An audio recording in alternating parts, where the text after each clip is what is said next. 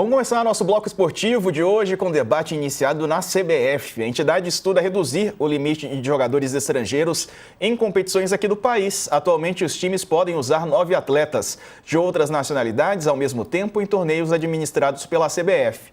Os clubes foram informados durante o conselho técnico da entidade. Ainda não há um novo número em vigor. A ideia vai ser debatida ao longo do ano que vem. Alicia Klein e Mili Lacombe já estão aqui conosco para analisar essa possibilidade de mudança no regulamento geral das competições da CBF. Boa noite às duas.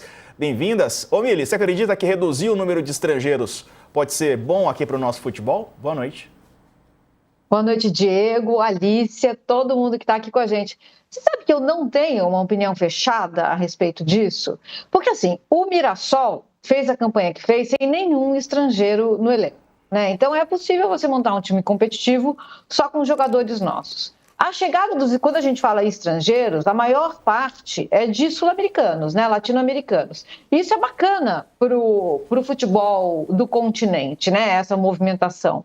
Alguns dos nossos heróis hoje, eles são de outros lugares. E acho que o futebol brasileiro, ele é forte do jeito que ele é, a nível de clube, por causa dessa mistura. Porque a seleção não vai tão bem assim, né? Embora agora a chegada do Ancelotti tenha dado tem emprestado uma certa ilusão de que está tudo bem. Não está, né, gente? Assim, em contexto histórico, não está nada bem. Então, eu não tenho opinião fechada. Quero até ouvir a Alicia se ela tem uma opinião fechada sobre isso, porque certamente a opinião dela pode vir a ser a minha. E aí, Alicia, boa noite para você. Boa noite, Diego, Mili, todas as pessoas aqui com a gente. Eu estava torcendo muito para você perguntar para a Mili primeiro, para eu poder formar a minha opinião a partir da dela. Mas, Diego, eu confesso que eu me incomodo justamente porque estamos falando dos nossos irmãos sul-americanos. Se a gente tivesse aqui uma invasão de europeus, né, de outras pessoas de mercados mais ricos, tirando o emprego dos nossos jogadores brasileiros, eu ficaria mais incomodada. Como a gente tem uma realidade em que os nossos melhores jogadores acabam indo para a Europa, né, ou para o mercado árabe, ou para esse mundo mais rico, e cada vez mais cedo, é complicado você fechar as portas só de um lado. Pode sair todo mundo, mas aí não pode entrar. Na hora de entrar, a gente vai restringir. A gente vai ficar com um mercado relativamente restrito. Dá para fazer montar um time de sucesso? É claro que dá. O meu receio é que a gente elitize ainda mais, você tenha menos times, porque aí os Flamengos, os Palmeiras da vida, vão tirar todos os jogadores que o Mirassol poderia contratar, que outros times poderiam contratar, e a gente vai ter só ali a elite da elite da elite dos brasileiros, e não vai ter mais tanta gente para preencher os outros times. Claro que tem muito jogador de futebol no Brasil, mas nesse nível que a gente atua hoje é difícil, tanto que a gente vê esses clubes que eu mencionei, vou dar o exemplo de Palmeiras e Flamengo, que são os dois que mais têm vencido recentemente, as suas principais estrelas são estrangeiros. A gente tem falado muito do Arrascaeta nos últimos dias, o Palmeiras tem o Gustavo Gomes, que é o capitão da equipe.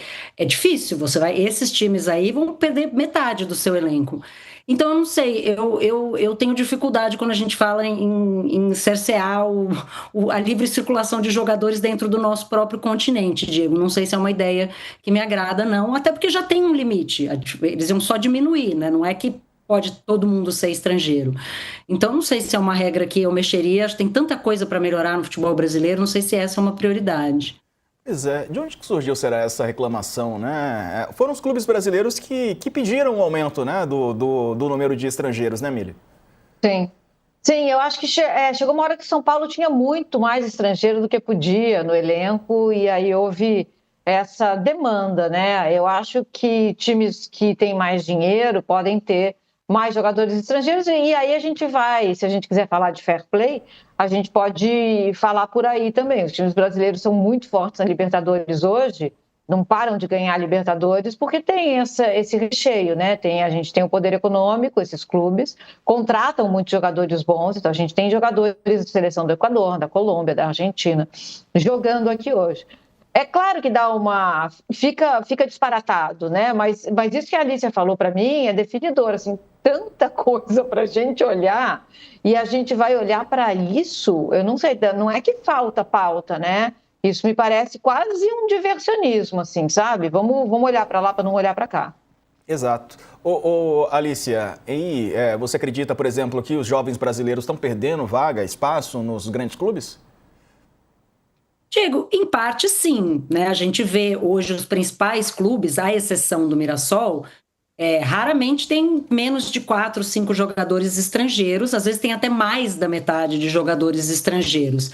Mas eles têm espaço em outros lugares, têm espaço em outros mercados. A gente tem, né, exporta jogadores brasileiros para vários lugares. Mas é claro que você, ao restringir espaço para estrangeiro, você aumenta o mercado para os jogadores brasileiros. Que impacto isso tem real? Porque vamos dizer o seguinte, você diminui o número de estrangeiros de 9 para 8. Você vai abrir, parabéns, você abriu 20 vagas de trabalho na Série A do Campeonato Brasileiro. É isso que vai fazer a diferença? Assim, qual é o impacto em larga escala que isso vai ter?